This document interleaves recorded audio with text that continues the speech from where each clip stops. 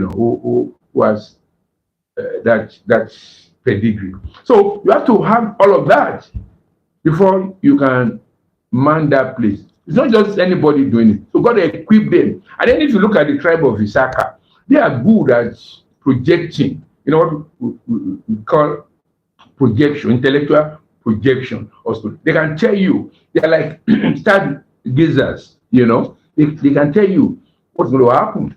That's their gift. And study Bible, you see each one of them had their gift, each tribe. But here, you just love everybody up.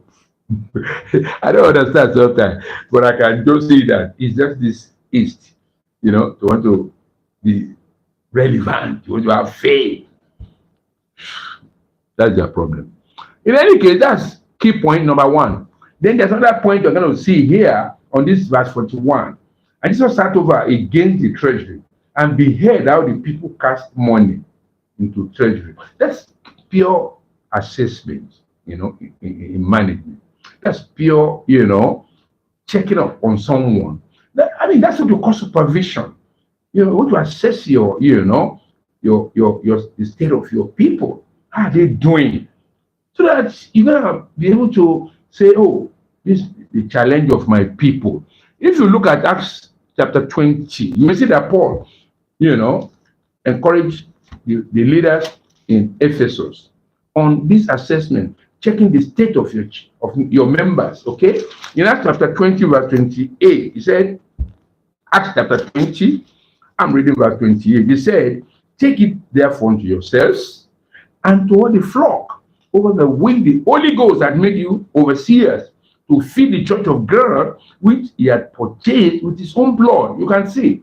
Tell them, hey, the work of the ministry is such a complex work because you are dealing with human beings.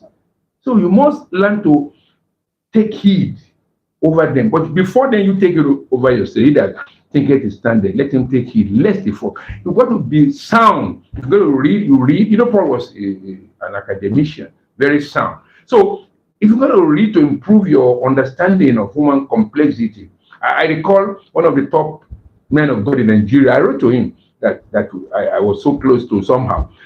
Hey, because I was in the corporate world and I was going through a lot of trainings, because I was moving from supervisory and moving on. So over and over, I've been to so many trainings, for managing people, it's a special training, okay? And so that I can understand the people that I'm going to supervise, be a manager over. So when I saw that ministry blowing up, growing, I wrote to him, hey, why don't you go to Harvard University over there, and try and, undergo management course, because your field is science. Go and learn how to manage people, because even in the oil industry, in the corporate world, once you are going to supervise two, you must go for some training, because to manage human, you can manage engineering very easily, you can manage architecture, that's the professional, the technical. But the human nature, the spirit man, it has a lot of complexities. You can't predict. A lot of people don't know much about managing people. There are some people, generally, they have what you call unnoticeable disability.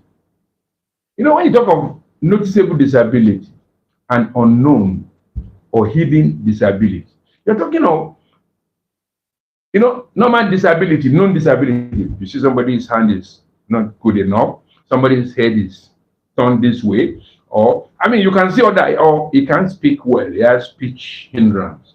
You already know that this person has a disability. But there are some internal one, like depression. You won't know. Somebody has gone for checkup, maybe it's under therapeutic treatment in psychiatric hospital or wherever. Come on, if you can't see that on the person because it's not a major thing, you can't know. And so such a person, if he talks anyhow, he misbehaves. You won't know. It's training, that will help you, the type of training you have received to be able to handle such issues.